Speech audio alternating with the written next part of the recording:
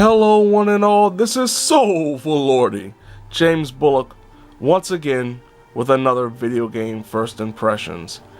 This time around, Spider-Man for the PlayStation 4. One of the most highly anticipated games of 2018 has finally arrived from Insomniac Games, the makers of Spyro the Dragon, and most famously, especially when it comes to Sony exclusives, the Infamous series. Now, this feels like what Infamous Second Son should have been, just with a lot more web slinging. And one of the first things you learn about in the game is how to sling around the city of New York as Spider-Man. It's very intuitive. You use the right trigger to shoot the web so you can be able to swing. You use both triggers to shoot a web out to perch yourself on the side of a building or just a ledge or something, and you can use your X button to shoot forward, propel yourself in midair to get yourself a little bit more speed and velocity if you're swinging throughout New York City.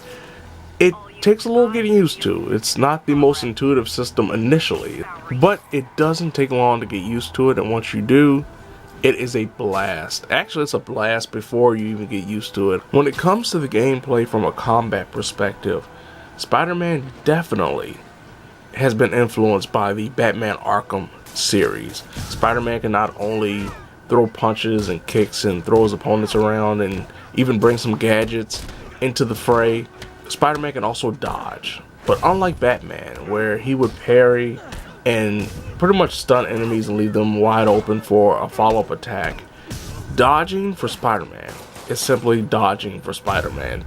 Though you can increase through the game's skill tree the effectiveness of Spider-Man's dodging ability, one of my favorite abilities that I've found so far in the game is perfect dodge, where if you hit the circle button, if you dodge at the right time, Spider-Man can shoot a web at the person that was trying to attack him and temporarily stun that person.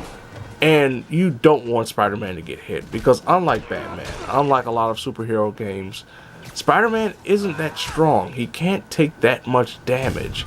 I love the fact that you have to be cautious, you have to be on your toes, you have to pay attention to what you're doing as Spider-Man when in combat, because if you don't, it will be a very hasty game over for you. When it comes to the missions themselves, they are very much rooted in the open world genre, in the open world feeling of just going around, and depending on what you're doing, either you're in the main story mission, which of course progresses the story in the best cinematic way possible. The graphics are amazing, and it's made even better by the great voice acting, and when you see the cinematics play out, you're just even more impressed. The most interesting aspect when it comes to the story thus far for me, in the first 4-5 hours I've spent playing the game thus far, isn't necessarily what villain will pop up to take on Spider-Man, but the interactions with Peter Parker and Mary Jane Watson, the interactions with Peter Parker and Dr. Octavius, and this is set in a time before Doc Ock becomes Doc Ock. You're easily drawn in to this world. When it comes to outside of the main missions, when it comes to outside of the story, there are of course side missions that usually involve Spider-Man taking down some enemies and maybe solving a puzzle or finding something, a lost item, or chasing pigeons, as one of the side missions requires you to do. The side missions are more just layered versions of the random missions that you can experience throughout the game. Spider-Man can of course stop many crimes that just pop up during random moments as you're moving across the city. Spider-Man can also, of course, this being an open world game, find a bunch of collectibles. There are also towers or fortresses that really present the hardest task in the entire game, and that is the fact that you have to go into these fortresses and take on wave after wave of enemies. Usually it's about 5 to 6 waves of enemies. The token system, not to be confused with the experience points that are gained anytime Spider-Man completes a mission or defeats a group of enemies that allow Spider-Man to level up. Tokens are given out through completions of collectibles and, as I just mentioned, construction sites that allowed for one of my favorite aspects of the entire game.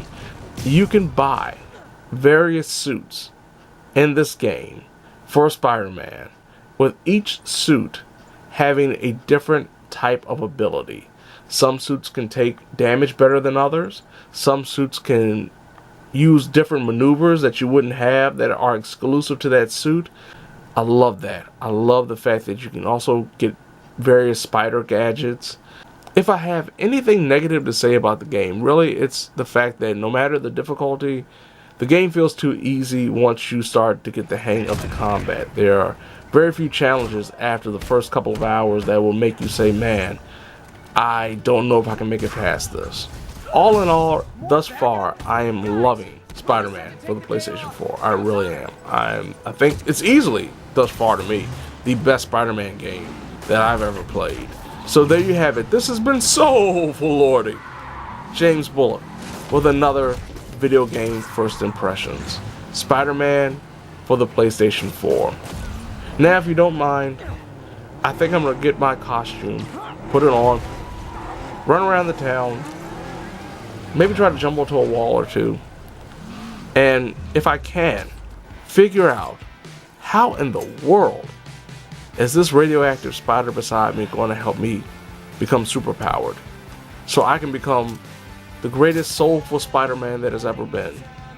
And when everyone comes up to me ready for high fives and selfies, they will say, "Oh Lordy."